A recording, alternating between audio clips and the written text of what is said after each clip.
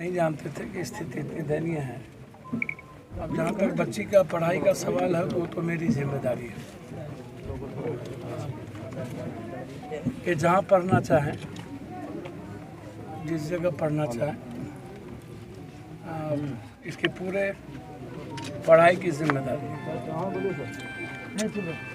अभी तत्काल इनके माँ के लिए हम उस बच्चे को 25,000 रुपये मदद करते हैं। स्थिति अच्छी नहीं है घर की, मैंने देखा सिलाई मशीन एक वैसे टूटी हुई रखी हुई है। मैं थोड़ा पीछे की जैसे मुझे लगता है कि ऐसे समय में जब एक होनहार पत्रकार जो अपने कलम से इस बिहार का सबसे गरीब इलाका, सबसे बस इसका इस्तेमाल किया गया है, इस इलाके का मुट्ठी भर माफियाओं को यदि मैं छोड़ दूं, ताकतवर लोगों को, तो मुझे लगता है कि सबसे ज़्यादा पलायन गरीब लोग, मजदूर झाझा स्टेशन से करते हैं, समतुल्ला से करते हैं। और इस इलाके की ज़िंदगी बनाने की ज़रूरत है। लेकिन लगातार जब मैं आता हूँ कोई ना कोई घटना में आता हूँ। मुझे पहले आना चाहिए था, लेकिन परसों पंकज महतो की हत्या कर दी गई, ऑनर के लिए थी। एक प्रेम प्रसंग था जिसमें अकेलौता बेटा था, 4 बेटी के बाद उसकी बच्चे हुए थे, उसको पंकज महतो को मार दिया गया।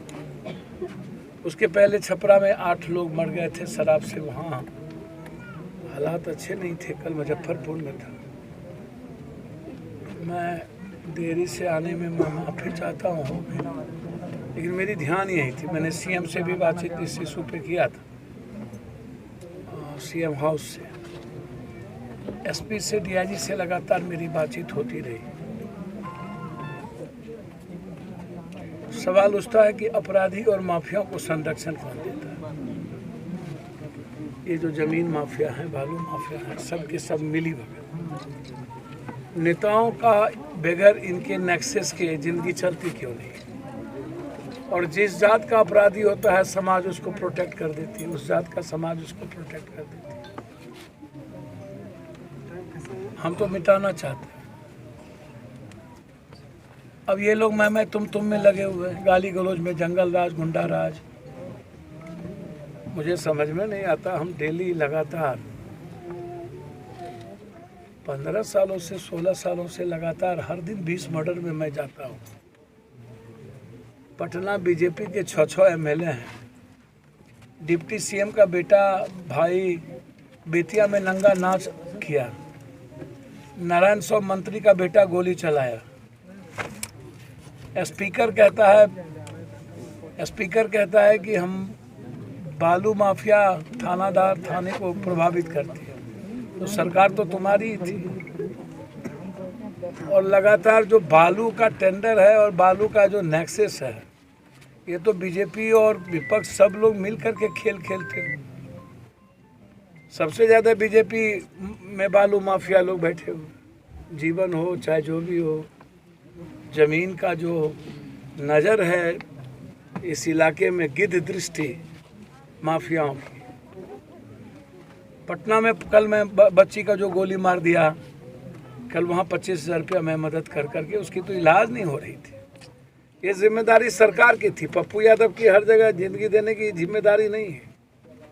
लेकिन जब हम गए, उसकी बेटी जिंदगी और मौत जूझ रही थी, भेंट पर था। लग रहा था कि वो बचेगा ही नहीं। वो ठेला का बेटी थी और उसको जबरदस्ती लड़कों ने गोली मार दी।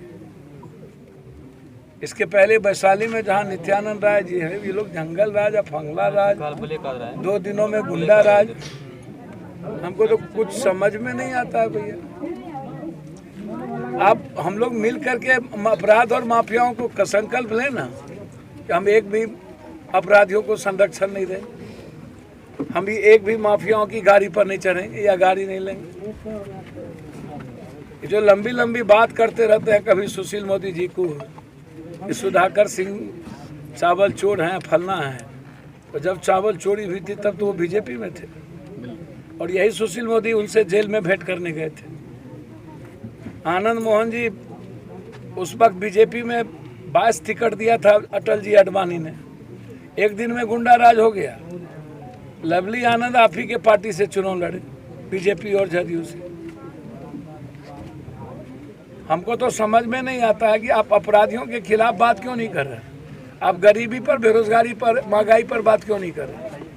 22 तारीख को हम गवर्नर हाउस घेरने जा रहे हैं। केंद्र सरकार को अब 2 दिनों में ये मीडिया ट्रायल, गोदी मीडिया, ये सब के सब एक ही काम, फौजी को मार दिया। अरे पगला, तुम अपने होम मिनिस्टर से पूछो ना कितनी हत्या हुई है हाजीपुर में। सारे मर्डर में तो पप्पू यादव होम मिनिस्टर जो नित्यानंद राय या गिरिराज जी पर क्यों नहीं पूछते हो तुम कि कितने मर्डर हुए हैं, कितने बेगूसराय में 100 से ऊपर पत्रकार को मारा, वहां पप्पू यादव 2 लाख रुपया दे करके मदद लेके आया। बखरी में पत्रकार को मारा, कह के मार दिया। तो सरकार तो देती नहीं है, जबकि सरकार को पत्रकारों को सुरक्षा की किसी भी कीमत पर पत्रकार सुरक्षा एक्ट लागू करना चाहिए।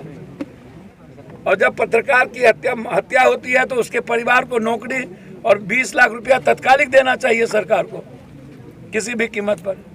ये दैनिक भत्ते वाले जो पत्रकार हैं बेचारे, जो निचले तबके के काम करते हैं ब्लॉक स्तर पर, जिला स्तर पर, उनके पास तो कुछ है नहीं। अखबार के मालिक तो वो है नहीं, या टीवी चैनल का मालिक तो वो है नहीं। कुछ लोग सोशल मीडिया चला करके या किसी सोशल मीडिया के साथ रह करके काम करते हैं। सर, आपको नहीं लगता है कि मुख्य धारा की मीडिया की जमीर गिर चुकी है, तब हम लोग यहाँ पे मतलब काम कर रहे हैं सोशल मीडिया के माध्यम से? मैं देखिए, मुख्य धारा में निचले तबके की जो मुख्य धारा की मीडिया जो है उनका जमीर वास्तव में गिर चुका है। इसके बाद हम लोग सोशल मीडिया के माध्यम से समाज में छोटी छोटी गलतियों को, जो निचले तबके के पत्रकार हैं वह तो दिन रात मेहनत करके किसी न, अगर मुख्य धारा की मीडिया सही से काम करती तो निचले तबके के पत्रकार जितना है। मुख्य धारा, देखिए, कोई भी बड़ा चैनल वो किसी बड़े कॉर्पोरेट का है और वो तय करता है कि हमको चलाना क्या है, बिल्कुल चलेगा क्या, एजेंडा तय वो करता है। सर, बाबू भाई बखड़िया को 3 साल की सजा हो गई, मंत्री है ना।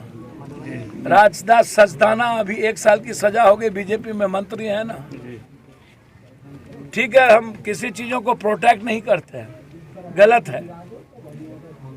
अनंत सिंह जी कल बीजेपी जदयू में चुनाव लड़ते थे कि नहीं? हैं? बिल्कुल। ठीक है, कार्तिकेयन जी को मंत्री नहीं बनाना चाहिए, मैं ऐसा मानता हूँ। और आनंद मोहन जी को घर नहीं जाना चाहिए, मैं ऐसा मानता हूँ। क्या मुन्ना शुक्ला जेल में नाच नहीं करवाते थे? सुनील पांडे जेल में नाच नहीं करवाते थे? रणबीर यादव घर नहीं जाते थे? अनंत सिंह जी, अब क्या क्या बोलते हो यार। इतनी बड़ी घटना घटित होती है, मर्डर हो जाता है, आपको उसकी तरफ ध्यान ही नहीं जाता है। आप उसकी मदद आप शुरू कर दिए, लड़कियों को गोली मार दी। तो यार जी, तुम्हारे जमीर था तो जाते उसकी बच्ची को बचाते। पप्पू यादव को नहीं जाना पड़ता, मार दी। कभी कभी दुख होता है सर। यहाँ के MP MLA कहाँ हैं? कोई नहीं सर, वही ना कह रहे थे कि यहाँ का दुख है इस बात सर, प्रशासन तक नहीं फुर्सत में नहीं है अभी सर, फुर्सत में नहीं है अभी, उनके पास समय नहीं है, सत्ता बनाने से फुर्सत नहीं है सर। इसी घटना को लेकर यहाँ के वर्तमान मुखिया तक नहीं आते, विधायक जो पंचायत सर, मुझे एक बात बोल, पहाड़ में नदी मार दिया एकदम भीतर गए ना। नहीं, यहाँ जमुई में जो मारा था, क्या बात कर रहे हो, बुद्धो यादव को, सकलदेव। लोग बोला कि काहे ले जा रहे हैं रात में, तो हम बोले कि रात में तो हम चलते हैं, जहाँ भी घटना होता है आप तो सभी जगह पहुँच ही जाते हैं सर। तो हमको रात में मारेगा, दिन में तो हम क्या करेंगे। हम तो पहले इंसानियत बचाएं, इंसानियत देखें कि हम अपनी ज़िंदगी देखें। अब आप हमको बताइए कि इसकी माँ कैसे जिएगी? ठीक है, ये जी लेंगे, इसकी माँ कैसे जिएगी?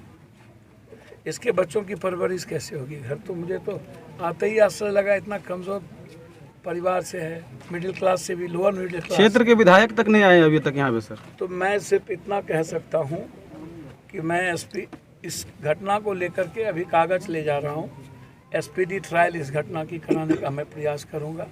फर्स्ट, अभी तत्काल मैंने 25,000 रुपया परिवार के मदद के लिए मैंने उन्हें, ताकि वो और एक अपना सिलाई मशीन यदि वो चलाती हैं तो ख़रीद ले नया, और उससे सस्टेन करने का अपने बच्चों की लाइफ। एक सिलाई मशीन भी हमारी ज़िंदगी अच्छी दे सकती है। 300-400 हम डेली के प्रैक्टिस हमारा हो सकता है। 500 रुपया तक, हम 600 रुपये तक सिलाई मशीन से बढ़ सकते हैं। तो बेहतर एक जो हाथ वाला नहीं, चलाने वाला नहीं, जो कंप्लीट हाथ वाला है, उसको हम करके बढ़ सकते हैं।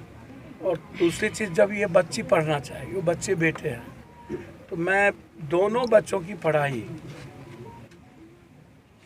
वो बच्चे जैसे ही बड़े होंगे हॉस्टल में मैं डालूँगा।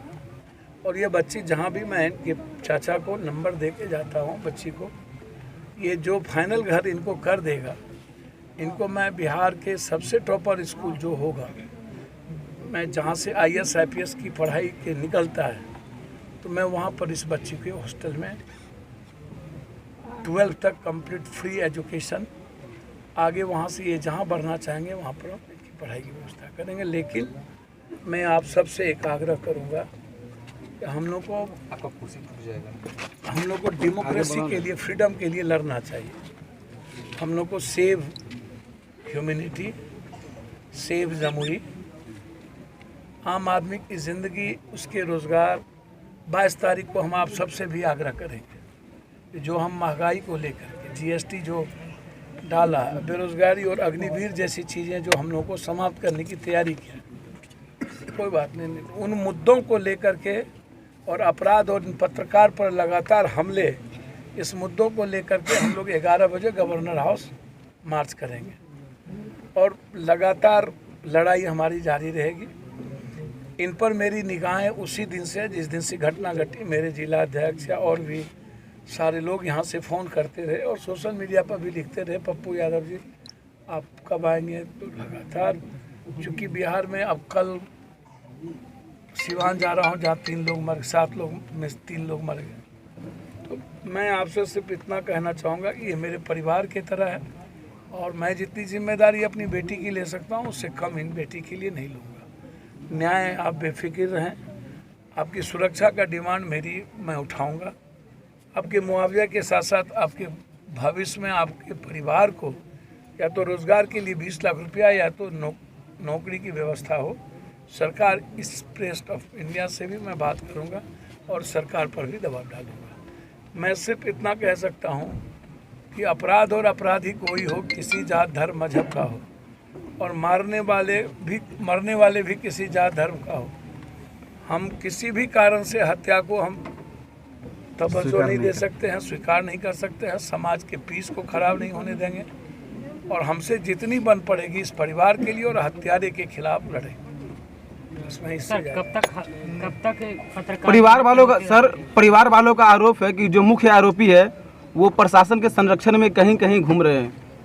भैया, मैंने आपको क्या कहा कि मैं इनका कभी केस ले लेता हूँ, गाड़ी में बैठते ही मैं बात करूँगा। अभी जस्ट ट्रेन है मेरी, ट्रेन पकड़ के बरौनी जाऊँगा जहाँ 2 हत्या हो गई है, उतरूँगा, हथदा बरौनी जाऊँगा, फिर बरौनी से निकल जाऊँगा सिवान। सर, पुलिस मैं आपको घटना जो उद्भेदन किया है सर, उसमें मुख्य अपराधी है उनके नाम भी बताए गए हैं, और घटना के 11 दिन बाद हत्या में जो मैंने उपयोग किया गया हथियार, पुलिस अभी तक उसको बरामद नहीं कर पाई है। गिरफ्तार हुआ है, जो मरवाने में था वो भी नहीं गिरफ्तार हुआ है। मैं एक जो मास्टरमाइंड है वो पुलिस के गिरफ्त से बाहर है। तो मैं आपको क्या बोलूँ, मैंने कहा कि कोई बाहर नहीं, पुलिस करना चाहे, पुलिस को शराब से फुर्सत, अब बालू या गिट्टी या पहाड़ या जमीन माफियाओं से फुर्सत होगा तब ना आम आदमी की सुरक्षा करेगी। कुछ लोकल पॉलिटिशियन है जो कि बोल रहे हैं कि वो महीने दिन में हम जितने भी खर्च लगे हम महीने दिन में उसको बाहर कर लेंगे। भैया, मेरे पॉलिटिशियन तो कुछ कर सकता है भैया, पॉलिटिशियन को प्रोटेक्ट करता कौन है? कुछ भी बोल देता है, वही मजिस्ट्रेट है क्या? यहाँ का लोकल नेता बोल रहा है, मजिस्ट्रेट नहीं, लोकल नेता है, मौजूद लोकल नेता बोल रहा है। यहाँ का अभी मौजूद लोकल नेता बोल रहा है। बोलना ही नहीं चाहिए उसके इस तरह की भाषा है, इस घेरे में भी वो मौजूद सर। यदि इस तरह की हमारी आवाज उसके पास पहुँचती होगी। यदि इस तरह की बात कोई बोल रहा होगा तो मैं आपको दिल से एक बात वचन देता हूँ, भरोसा रखिए, पप्पू यादव के आने के बाद भगवानों किसी को नहीं बचा सकता। ये औकात इस धरती पर किसी की नहीं। मेरी आवाज़ के बाद इस धरती पर किसी की औकात नहीं। नेता तो छोड़ दीजिए, उसके आका और बाप का औकात नहीं कि पत्रकार की हत्या हो या एक आम आदमी की हत्या हो, उसके बाद कोई उसको बचा ले। तो आप बेफिक्र रहे, इस केस को हमको मॉनिटरिंग करने दें, आप आँख बंद करके सोए। परिवार इम्पोर्टेंट है, ये बच्ची मेरे लिए इम्पोर्टेंट है, आप चिंता न करें। जिंदाबाद जिंदाबाद जिंदाबाद जिंदाबाद।